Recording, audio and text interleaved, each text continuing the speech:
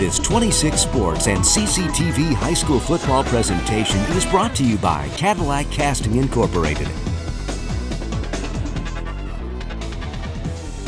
All right, welcome back, everybody. We are here in beautiful McBain, Michigan, as we are watching the Lake City Trojans take on the McBain Ramblers. I am Jeff Castillo, and I've got Lars Ferdinand with me tonight. And we've got an exciting ball game going on. Lars, what do you think of the first half here? I'll tell you what, both teams are really going up and down the field. The defense is great for both of them, except for 3-play drive that Lake City scored on. And really, it came out down to a huge pass play for Lake City. And then a play later, they scored on there with a Noah Thome 6-yard run. And then they came back later with a little rollout to the left, and Ben Marion doing a drag across the field to get the score to 14-6. McBain going in with a touchdown by Gavin Sealing on a 17-yard run. They kept getting pushed back with penalties, but that's how you pad your stats there, right? Like you try to get there.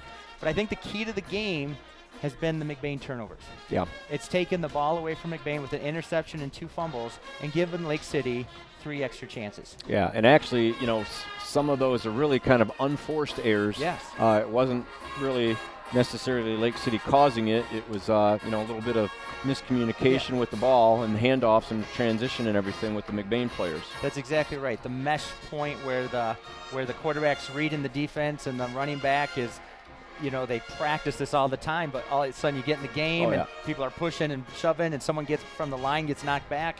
It causes some problems. So game situation, as much as you try to simulate that in practice, hard to do the game simulation. Yeah. And honestly, that is a big thing for good teams. How good are their practice players? Like you can have 11 studs, and if you can't practice against a good group all week long, you might not have a good team because you're not getting the look that you need to in practice. Yeah, good point. So sometimes the deeper your team is, even having some pretty good backups on the scout team, it can only make your team better. And did you play, Jeff? Yeah.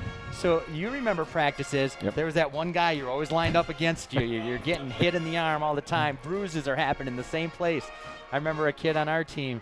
He had these bony elbows, and every time I'd run by, he would hit me in the same spot. By the end of the season, that huge bruise is already calloused. And, right, they were so numb by then it didn't even matter. But good times back in the day. But yeah, that's good. And, when it's all said and done, it got a little sloppy. There started to be a little bit more penalties. There were some turnovers and everything. We still had a pretty good ball game. We got 14-6 right now, and the coaches are in there talking to the players right now, trying to figure out, okay, so what do we got to do different? We got to improve on this. We got to improve on this. I think we're going to have a whale of a ball game because it's anybody's ball game this half. I'll tell you what, that's what's fun about high school football, because sometimes the players can determine the game, but sometimes the adjustments at halftime by the coaches can blow the game wide open. Yeah. Whether they're seeing something from both teams have scouts or other coaches up in the press box to kind of get the eagle-eye view, the aerial view of what you need. And sometimes just talking to the players like, hey, where is this defender line up? Is he in a 3 technique? Is he outside? Is he inside?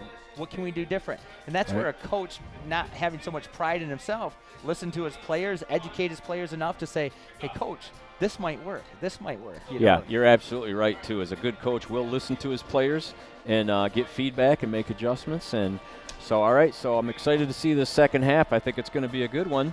We're going to wrap things up here and allow you to listen a little bit to the marching band, who is directed by Miss Heather Wiggins.